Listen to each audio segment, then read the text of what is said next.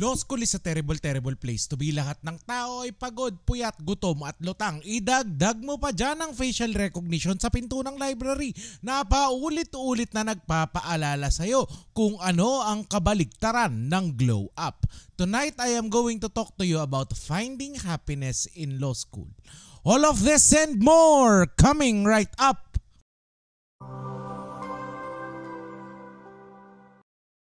Hi, my name is Lex and welcome to Lex in Motion. In this channel, I'll be helping you build your competence, confidence, and capability in law school.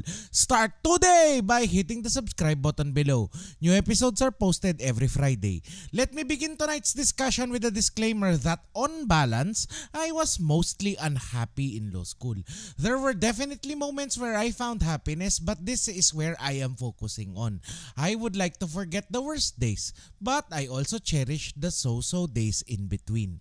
Finding happiness in law school begins by being your own cheerleader. Law school is a place that was built from the ground up for failure. The system you are now in was designed for failure. Here's why.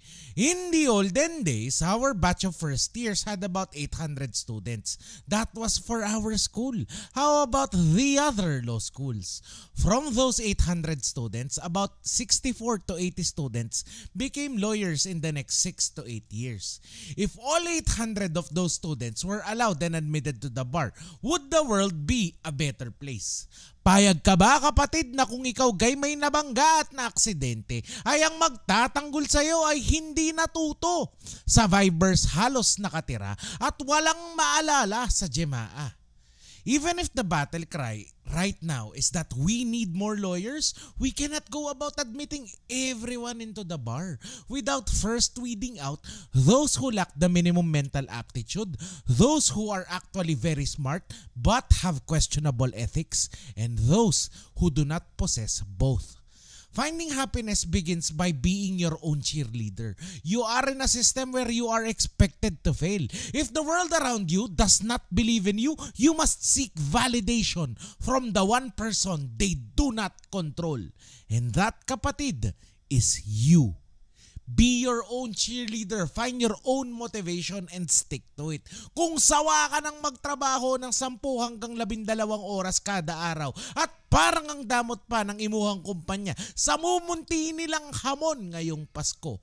This brings me to my next point. Believe that you deserve more. Law school is a place designed to break your spirit, to instill small-mindedness so that those who actually rise above adversity are truly deserving to practice the law. Begin by believing you deserve more. Earn your bars in law school, kapatid. If you believe you deserve more, you will find yourself working more, working smarter, and becoming more and more precise. Next, celebrate your wins. Celebrate the wins, be they the big wins and the little wins. I remember that I celebrated when I got 108 for our midterms in taxation. Naalala ko din ang isa kong professor na attendance pa lang, yamot na sa akin. Pag ako'y kanyang tatawagin, hindi na niya hinihintay na ako ay sumagot.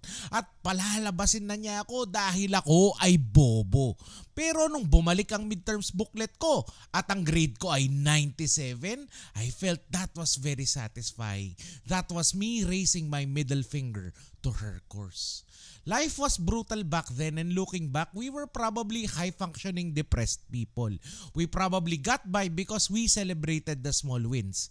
The wins that people do not see. Pumapasok ako kahit sisigawan lang ako ni Justice Blabla. That for me was a win. Nakarecite ako kahit utal-utal. That for me was a win. Nag-volunteer ako kasi wala nang makasagot sa tanong ng professor. These things were wins for me. That got me hooked on chasing my next shining moment and the one after that. Be kind to yourself. This is one lesson I want to share with you because this is something I still struggle with to this day. Finding happiness and becoming the best version of yourself means being kind to yourself. Forgive yourself when you make mistakes. Huwag mong pagalitan ng sarili mo na patanga-tanga pa din sa jurisdiction ng small claim cases. Huwag mong sisisihin ang sarili mo na hindi nag-aral nung may oras ka pa. Kahit na noong baby ka ay niluluwa mo lamang ang pinaiinom sa iyong tiki-tiki. Be kind to yourself also means holding yourself accountable. I know kapatid that I am my own harshest critic.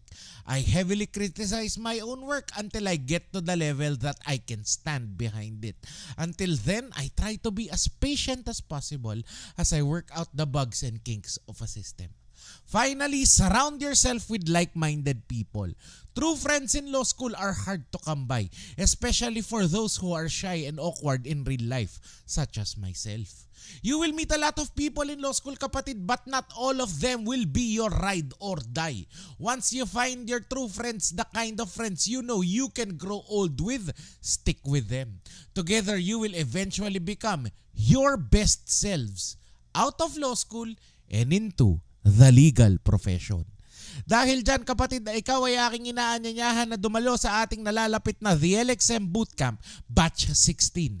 This is our program to help you determine if you are for law school, if law school is for you, or both. If you are a current law student, this is a chance for you to review the courses you have already taken and an opportunity to learn in advance for the courses you are about to take. Ang mga pagkakaibigan na nabubuo sa mga nakaraang batches ay ang mga pagkakaibigang nananatili at nananalaytay sa law school. You will find like-minded people who will become your system in the months and years ahead. The LXM Bootcamp Batch 16 is happening this December 9 to 15, 2024. Our classes will follow the typical hours of law students from 6 p.m. to 9 p.m. on the weeknights and afternoons for the weekend. Sign up today and enjoy the special discount through the link in the description box below. Salamat kapatid kung inabot mo ang ending ng episode na to. Salamat din kung sa ilang minutong nagdaan ikaw ay may natutunan. If you would like to see more content on how to build your confidence in law school, please let me know by typing yes in the comments down below. Alam ko na simpleng yes lang ito kapatid, pero mahalaga ito sa amin.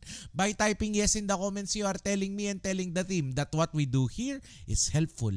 By typing yes in the comments, you are telling me and telling the team that an actual sentient human being watched this episode at may totoong tao ang nakinabang sa aming pinagpaguran. Thank you so much for watching. Like and share this episode for good law school karma, and I will see you again next Friday.